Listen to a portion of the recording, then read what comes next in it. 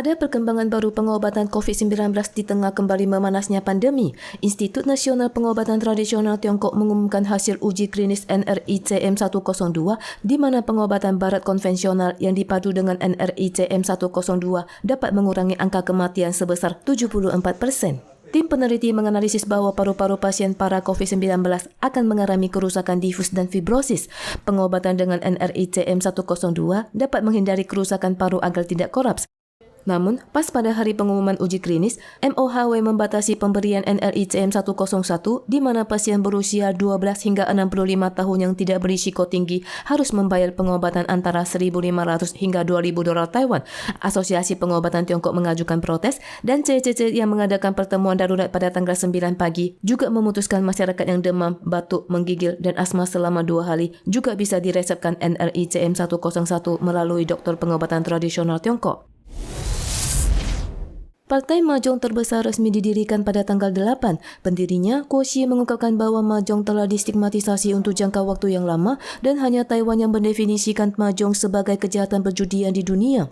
Yuan Eksekutif membantah bahwa UU saat ini tidak mendefinisikan main Mahjong sebagai perjudian. Keberadaan perjudian didasarkan pada adanya elemen yang dipertaruhkan atau penyediaan tempat untuk tujuan menghasilkan keuntungan. 其盈利的目的提供场所供人赌博的话 Organisasi Prima Jan di Taichung menyatakan dukungan mereka terhadap misi Partai Mahjong terbesar dan kesediaan bergabung dengan partai. Saat ini ada 79 partai politik di Republik Tiongkok. Mengenai kemungkinan Partai Mahjong terbesar menjadi partai politik baru, masih harus lolos dari peninjauan Kementerian Dalam Negeri.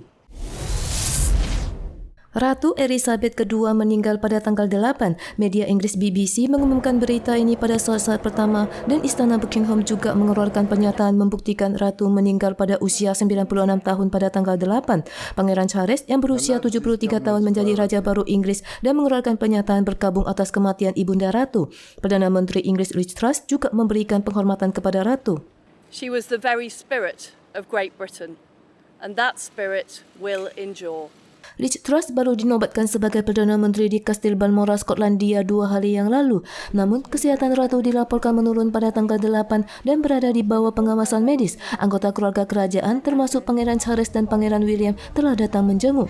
Pada bulan April tahun lalu, suami Ratu Pangeran Philip meninggal pada usia 99 tahun. Hal ini meninggalkan kekosongan bagi sang Ratu, tetapi beliau tetap berpegang teguh pada jabatannya dan mengabdikan diri untuk rakyatnya. This is a duty I'm especially happy to discharge, as the impact of the environment on human progress was a subject close to the heart of my dear late husband, Prince Philip, the Duke of Edinburgh. Segera setelah berita meninggalnya Ratu Elizabeth II dikeluarkan, para petinggi negara di seluruh dunia menyatakan berasungkawa mereka, memuji keteguhan Ratu dalam 70 tahun jabatannya yang penuh rasa tanggung jawab, kebajikan dan penuh humor. Di sisi lain, Gedung Putih dan Kongres AS mengibarkan bendera setengah tiang pada tanggal 8. Kabar meninggalnya Ratu Inggris mengejutkan dunia. Pada Juni tahun ini, beliau baru melambaikan kepada publik dari balkon Istana Buckingham selama perayaan Ulta ke-70 kenaikan tatanya. Pada saat itu, Ratu menyatakan dengan dukungan keluarganya akan terus melayani rakyat dan mendedikasikan hidupnya melayani publik dari awal hingga hayat menjemput.